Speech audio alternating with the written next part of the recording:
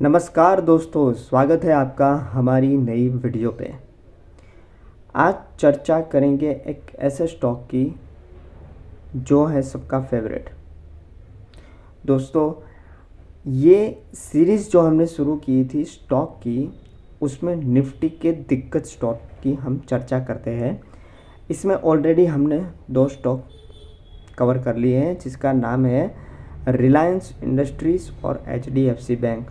आशा करता हूँ कि आपने लास्ट वीक की हमारी ये दोनों पोस्ट देखी हैं, जिसमें कम से कम 1000 पॉइंट ऊपर और नीचे टोटल हमने लेवल्स डिस्कस किए हैं। कौन से लेवल टूटने पर आपको पैनिक में आना है। ओके, तो चलिए शुरू करते हैं आज की एनालिसिस। उससे पहले मैं आपको बताना चाहूँगा कि अगर आप चैनल पर पहली बार आए हो तो चैनल को ज़रूर से ज़रूर सब्सक्राइब कीजिए। इससे अच्छा कंटेंट आपको शायद ही कहीं मिलेगा, जहाँ पे पूरी सिर्फ लेवल के बारे में चर्चा हो रही है। ओके, तो शुरू करते हैं आज की एनालिसिस। मैं आपको बताना चाहूँगा कि देखिए, कल की हमारी वीडियो 6-6:30 बजे की थी क्रूड पे। उसमें हमने क्लियरली बताया था कि 5858 और 5906 ये दोनों तगड़े सपोर्ट है। आप देख सकते हैं कि मार्केट ख़त्म होते होते 5858 तक एग्जिट रुका और फिर ऊपर की तरफ का मूव किया। तो ऐसे ही इंटरेस्टिंग और इंफॉर्मेटिव जो पावरफुल लेवल है, वही सिर्फ हम आपको प्रोवाइड करते हैं। तो आशा है कि आपने अभी तक हमारे चैनल को सब्सक्राइब कर लिया होगा। अगर नहीं कर लिया है तो प्लीज़ अभी के अभी कर दीजिए, फिर ऐसी वीडियो देखने को नहीं मिलेंगी, हमारी चैनल को ढूंढते रह जाओगे। ट्रेड अलर्ट चैनल का नाम है। ग्रुप में एक व्हाट्सएप चैनल का भी डिस्क्रिप्शन दिया हुआ है लिंक, वहाँ पे जाइए और हमारे पर्सनल ग्रुप के साथ भी जुड़िए, जो भी एकदम फ्री है। ओके, हमारी अगर मंडे के लिए 18 तारीख वाली प्रेडिक्शन है, Nifty, bank Nifty, fin Nifty और मिड निफ्टी चारों के लेवल, दोस्तों चारों इंडेक्स के लेवल अगर आपको एक ही जगह, वो भी 8 से 10 मिनट में मिल रहे हैं, तो इससे अच्छी बात कोई नहीं है। ओके, तो चलिए आज की एनालिसिस शुरू करते हैं, जो है एक दिग्गज स्टॉक है बैंकिंग सेक्टर से। आशा करता हूँ कि आप वीडियो को एंजॉय कर रहे हैं। लाइक और सब्सक्राइब कर लीजिए।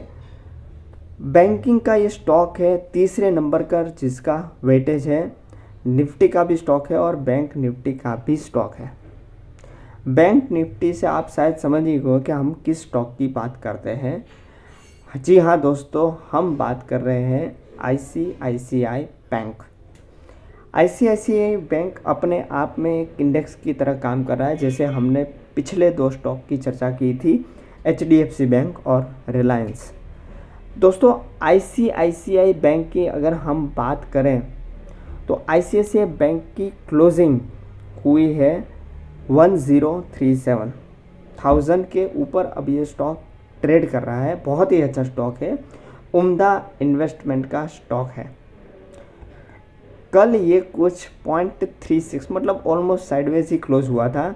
52 वीक हाई है 1043, मतलब यहाँ से सिर्फ 6 पॉइंट दूर, और 52 वीक लो है 796।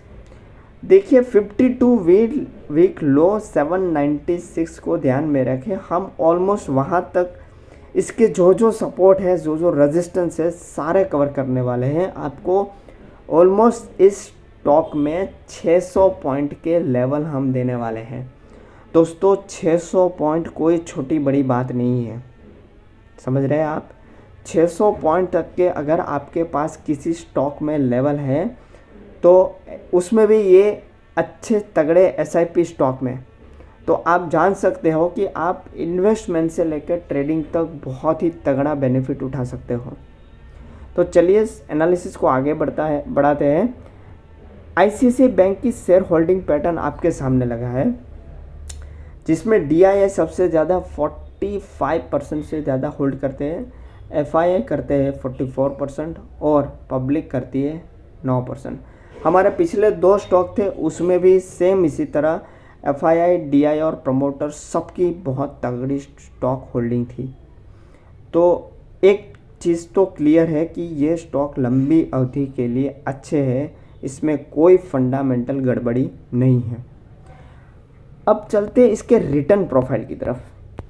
दोस्तों, ICICI बैंक ने पिछले 5 सालों में 191% के रिटर्न दिए हैं, जो तकरीबन 3 गुना होते हैं 191 200% के रिटर्न।